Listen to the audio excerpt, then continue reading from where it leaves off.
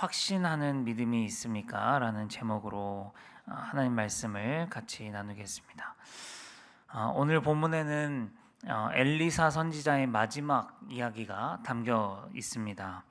엘리야와 엘리사 선지자는 우리 성도님들이 잘 아시는 것처럼 능력의 선지자, 기적의 선지자입니다. 성경에서 기적하면 떠오르는 선지자들이 바로 이 두 선지자이죠. 그만큼 기적을 많이 베풀었기 때문인데요.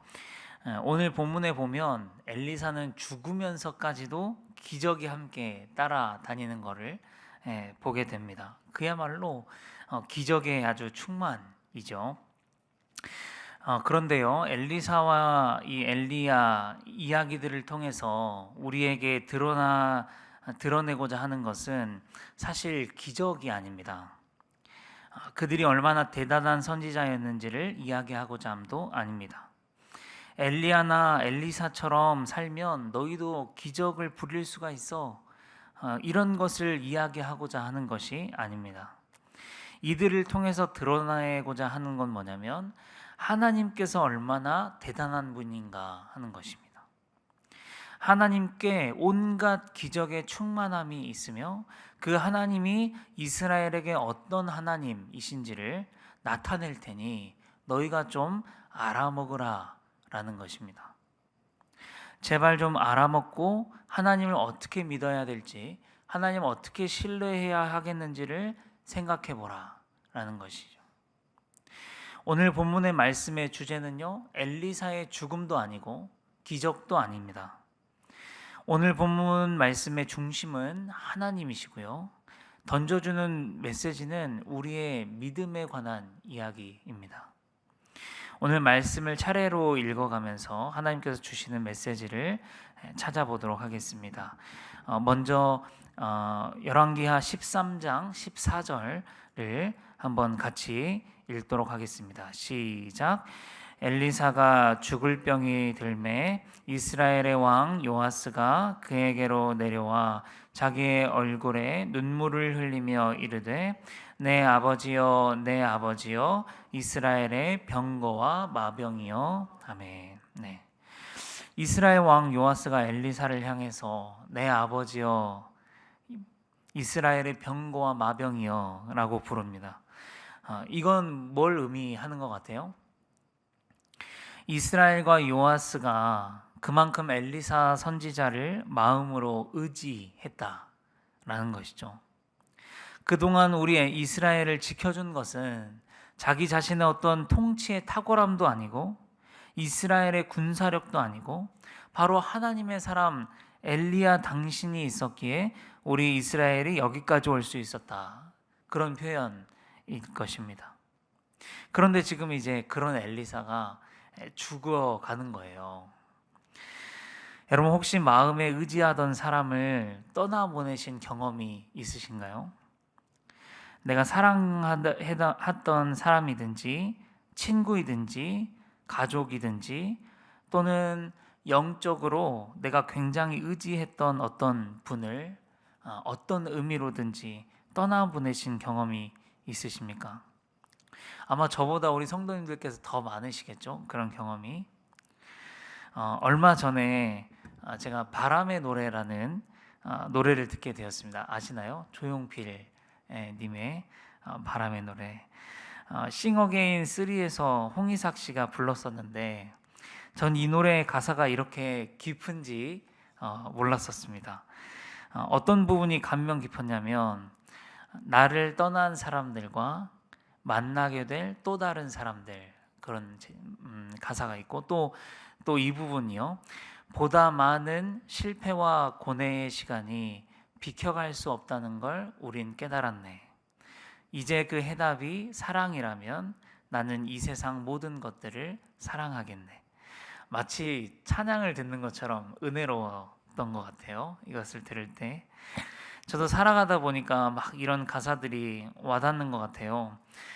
나를 떠난 사람들이 있고 앞으로 내가 만나게 될 사람들이 있다. 실패와 고뇌의 시간이 결코 나를 비켜가지 않는다는 것을 아는 것이죠. 참 의미가 깊다는 생각이 들었습니다. 저에게는 이런 경험이 있었습니다. 뭐냐면 제가 청년 때 24살 때에 있었던 이야기인데, 이제 제가 청년부에서 회장도 하고 또 찬양 인도도 하면서 그때 당시 엄청 즐겁고 기쁘고 또 뜨겁게 신앙생활을 할 때였습니다.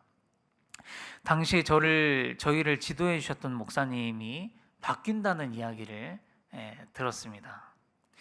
너무나 좋았고 뜨거웠고 너무나 잘 배우고 있었기 때문에 지금도 저는 기억이 나는 게, 제 모교에서는 이제 수요 예배 때 청년들이 성가대를 했었거든요. 제가 전주에서 이제 학교를 다니다가 항상 수요일만 되면 성가대를 하러 내려왔다가 또 올라가고 목요일 날 학교를 가고 이렇게 했었어요. 왜냐하면 그때는 그게 너무 당연했고 너무 즐거웠고 그게 제가 너무나 좋았기 때문에 그렇게 생활을 했습니다. 그런데 그러다가 어느 날은 제가 한번 수요 예배를 노느라고 안 내려간 거예요. 안 내려갔어요. 그랬더니 그 주에 이제 토요일 날 찬양팀 연습하려고 이제 딱 모였는데 목사님께서 아무 말 없이 다가오시더니 성경책을 집어서 제 머리를 후려쳤어요. 조금 심하다고 느끼시죠? 그런데 저는 그때도 그렇고 지금도 그렇고 그 일이 너무 감사하거든요. 그렇게 해도 이제 마음이 상하지 않을 정도의 목사님과의 관계였고, 목사님이 왜 그렇게 하셨는지 너무나 잘 이해가 됐기 때문에 마음 상하거나 그러지 않고 내가 잘못했구나, 내가 잘못했다, 이런 것들을 배울 수 있었어요. 하여간 그렇게 좋은 관계였고 잘 배우고 있었는데, 이제 그런 분이 바뀐다고 하니까 너무 싫은 것이죠. 그러면 안 될 것 같고 바뀌면 안 될 것 같고, 그래서 청년들이랑 모여가지고 도대체 왜 목사님이 바뀌냐고, 안 된다고 막 그랬던 이제 경험이 있습니다. 어찌 됐든지 결국은 바뀌게 되었는데, 그 이후로 바뀌고 나서 그 이후로 정말 더 깊고 더 풍성하고 정말 어디 가서 자랑할 수 있는, 여러분들에게도 또 청년들에게도 여러분들 청년의 때를 허투루 보내지 마라, 그렇게 말할 수 있을 만큼 좋은 청년의 신앙을 보냈었거든요. 제가 무슨 이야기를 하고 싶은가 하면, 엘리사가 죽어도 목사님은 바뀌어도 하나님은 여전히 시퍼렇게 살아계시다. 하나님은 여전히 일하시고 계시다는 것입니다. 여러분, 사실 오늘 요아스가 엘리사에게 이스라엘의 병거와 마병이여 그렇게 고백하잖아요. 여러분, 그런데 이 고백은 사실 엘리사가 스승 엘리야에게 했던 이야기거든요. 열왕기하 2장 12절을 보면 이런 말씀이 있습니다. 엘리사가 보고 소리 지르되 내 아버지여 내 아버지여 이스라엘의 병거와 그 마병이여 하더니 다시 보이지 아니하시니라. 엘리야가 승천할 때 엘리사가 했던 이야기입니다. 여러분, 엘리야가 당시에 이스라엘의 병거와 마병이었지만요, 그가 죽을 때 누구는 이제 어떡하나, 이제 우리 이스라엘 어떡하나, 엘리사도 나는 이제 어떻게 하나, 여러분 그랬을 거죠. 엘리야가 죽을 때, 승천할 때.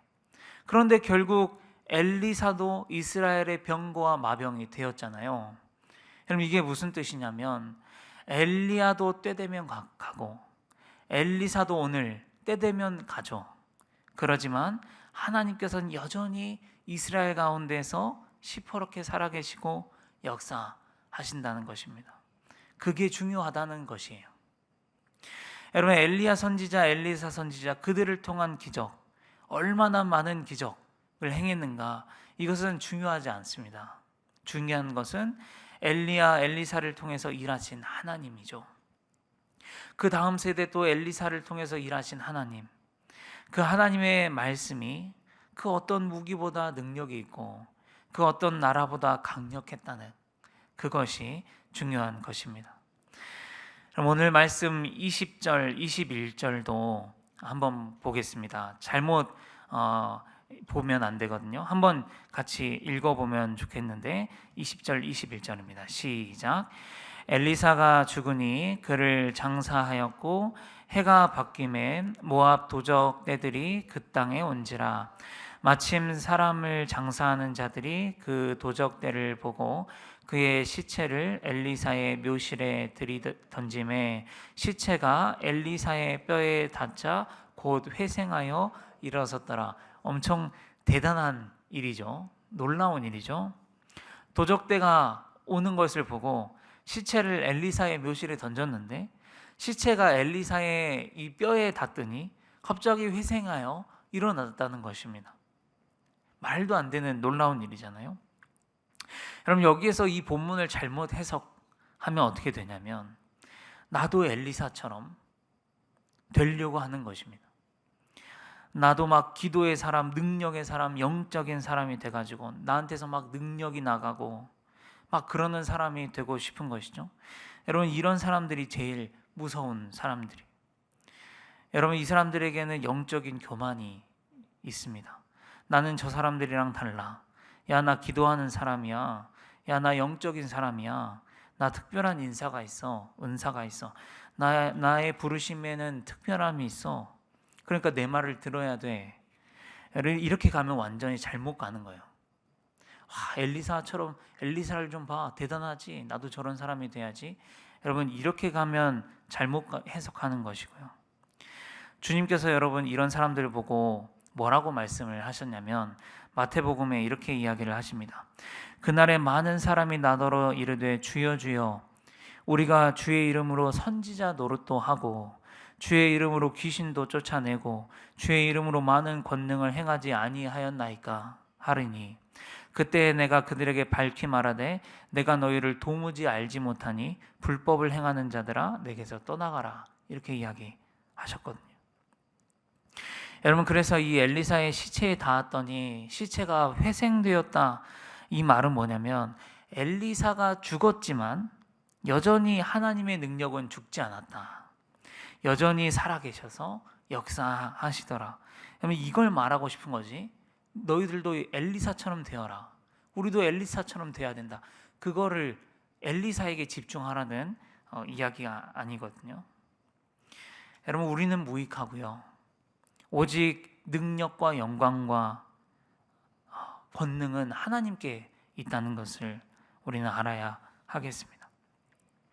자, 이제 15절부터 19절을 봐야 합니다. 왜냐하면 이제 이 부분이 우리의 믿음을 이야기하고 있는 부분이기 때문입니다. 두 이야기가 나와요. 하나는 뭐냐면 화살을 쏘는 이야기가 나오고 또 하나는 뭐냐면 화살을 집어서 땅에 내려치는 이야기가 나옵니다. 엘리사가 왕에게 그러는 거예요. 저기 화살을 가져오소서. 활을 당기소서. 엘리사가 왕의 손 위에 손을 같이 이렇게 얹고 같이 활을 당기는 것입니다. 그리고 저기 창문을 여소서. 열었더니 쏘는 것입니다. 여기에서 엘리사가 왕의 손 위에 덮은 이 손은 하나님의 손을 의미해요. 그래서 곧 아람과의 전쟁에서 하나님께서 이스라엘을 승리하게 해주겠다는 뜻을 의미합니다. 자, 그 다음에는 무슨 이야기를 하냐면 엘리사가 왕에게 화살을 집어가지고 땅에 내리치라고 이야기를 합니다. 그래서 왕이 3번을 땅에 내리쳐요. 그런데 갑자기 엘리사가 대뜸 화를 내는 겁니다. 왕이시여, 아니 왜 3번만 치시냐고. 왕이 6번을 치셨어야죠. 그래야 왕이 아람을 진멸하기까지 치셨을 거 아닙니까? 아니 그럴 거면 진작에 여러 번 치라고 말을 해주든지. 이제 와서 그러나 싶은데 이제 엘리사가 이렇게 이야기를 하는 거죠. 왕이 땅을 3번 쳤으니 이제 왕은 아람을 딱 3번만 쳐서 무찌르게 될 것입니다. 여러분, 여기에 우리의 믿음의 이야기가 담겨 있습니다. 여러분, 말을 해줘서 믿는 것은 믿음일까요? 아닐까요? 말을 해줘서 믿는 것은 믿음이 아닙니다. 여러분, 믿을 수가 있어가지고 믿는 것은 믿음이 아니죠. 바랄 수 없는 중에 바라고 믿을 수 없는 중에 믿는 것이 진짜 믿음입니다. 엘리사가 왕이시여 6번 이상을 치소서 그렇게 말해서 6번 치는 건 믿음이 아니에요. 그러니까 오늘 이 말씀에서 요아스 왕이 대여섯 번을 쳐야 되는데 3번만 친 것은 사실 부족한 왕의 믿음을 나타내고 있는 것이거든요. 그리고 왕은 이제 딱 아람을 3번만 치게 될 것이라는 건 뭐냐면 그만큼 왕의 믿음만큼만 승리하게 될 것이다. 그 얘기를 하는 것입니다.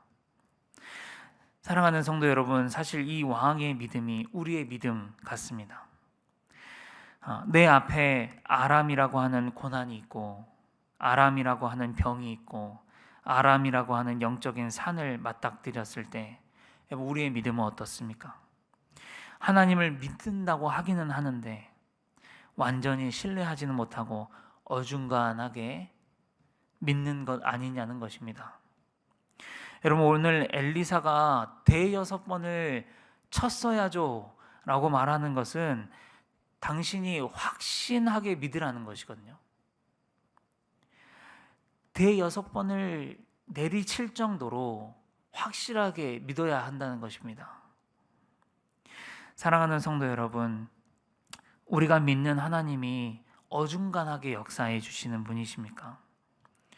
하나님은 해주면 해주고 말면 마시지 절대 어중간하게 준 것 같기도 하고 안 준 것 같기도 하고 이렇게 역사하시는 분이 아니십니다. 그렇다면 여러분, 우리가 확신에 차서 믿지 못할 게 무엇이 있겠습니까?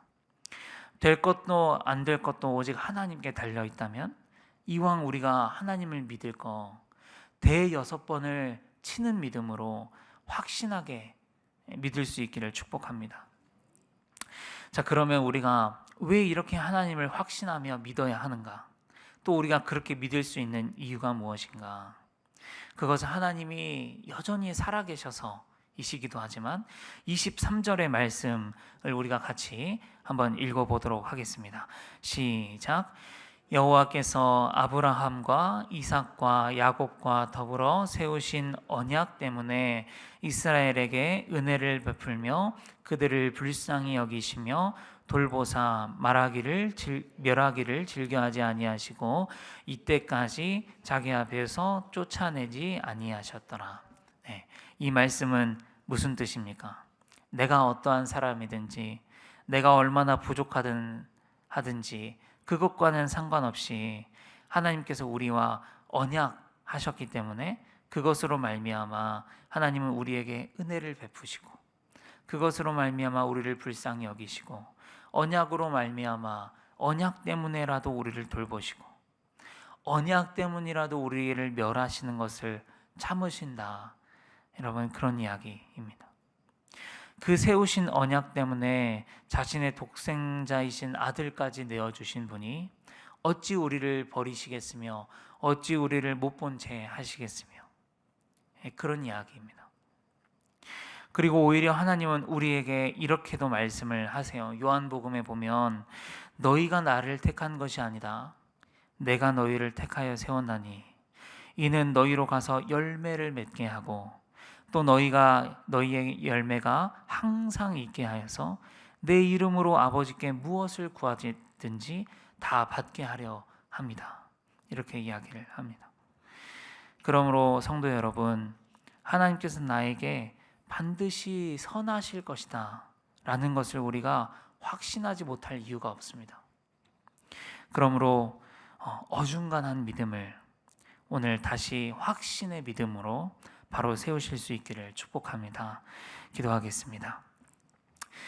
아버지 하나님, 오늘 요아스를 통해서 우리의 믿음을 점검하게 하시니 감사합니다. 엘리야가 죽든지 엘리사가 죽든지 하나님은 정말 시퍼렇게 살아계시는 줄 믿습니다. 아버지, 우리가 그 살아계신 하나님 앞에서 어중간한 믿음 가지고 살아가지 않게 하여 주시옵소서. 정말 하나님을 확신에 차서 대여섯 번을 정말 확신에 차서 치는 마음으로 하나님을 신뢰하고 또 하나님을 굳건하게 믿을 수 있도록 아버지 인도하여 주시옵소서.